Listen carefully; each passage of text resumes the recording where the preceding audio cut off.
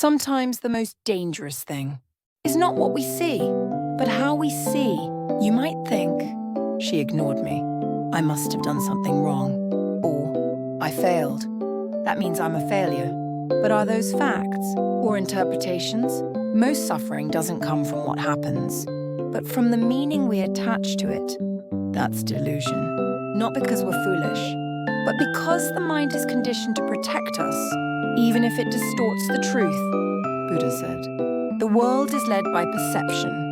Samyutta Nikaya senhantinamatudu. In other words, you don't see the world as it is. You see it as your mind filters it. That's not your fault.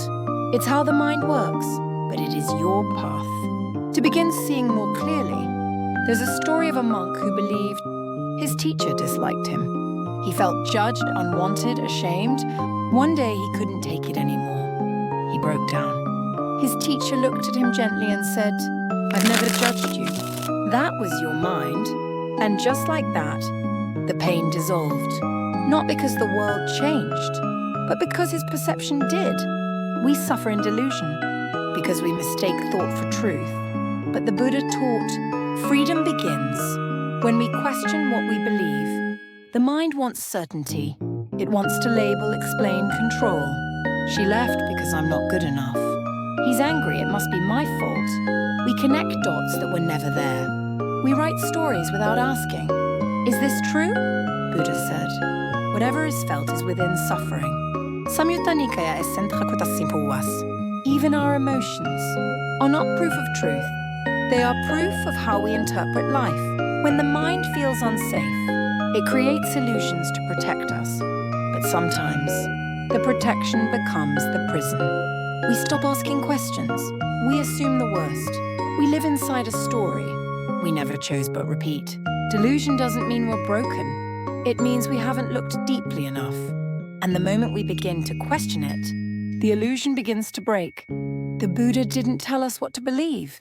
He taught us to look, to examine, to wake up.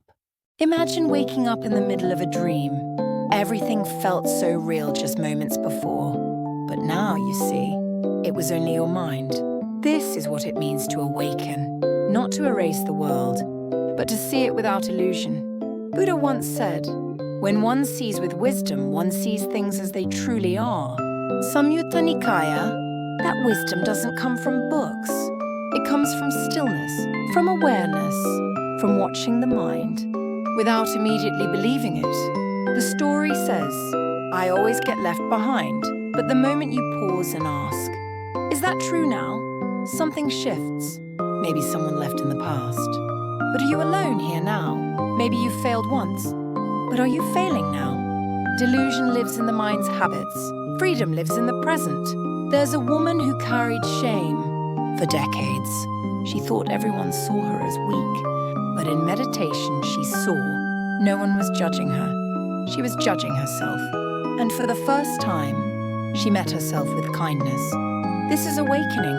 Not a big event, but a quiet returning. We don't fix the past. We stop dragging it into the present.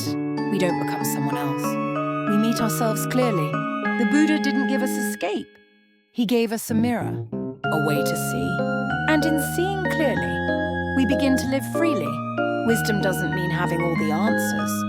It means seeing without illusion, seeing anger and not becoming it, seeing fear and not collapsing into it, seeing thought and knowing this is just thought. The Buddha said, whatever has the nature to arise has the nature to cease. Samyutta Nikaya That includes emotions, thoughts, stories, identities. Everything that appears in the mind will pass through it. Wisdom is learning to watch without clinging, without pushing away. One monk said, for years I tried to destroy my anger. Only when I learned to sit with it did it begin to soften. We don't awaken by fighting delusion. We awaken by seeing it, like clouds passing through a vast sky. You are the sky, not the cloud. When you remember that, you stop getting pulled into every thought. You begin to rest in awareness itself. That's the heart of the Buddha's path.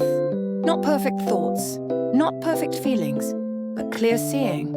From that seeing, compassion grows, understanding deepens, freedom unfolds, not because you control the mind, but because you no longer believe everything it says. This is wisdom, calm, clear, compassionate, and it's already within you. Clarity is not about controlling your life. It's about seeing it as it truly is, not as your fear describes it, not as your past defines it, but as it is now.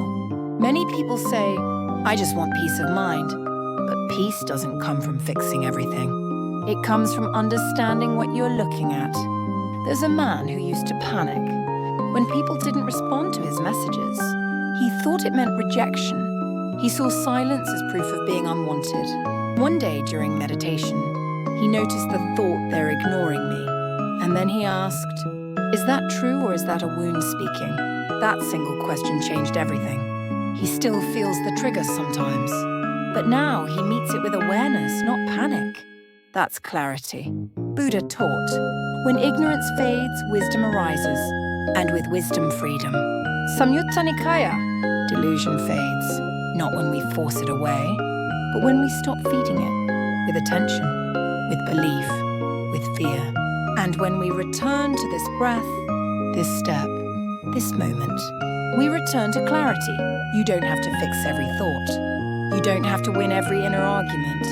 You just have to see, this is the mind, and I am not the mind. That seeing is the beginning of freedom. To live in clarity is not to escape the world, but to walk through it awake.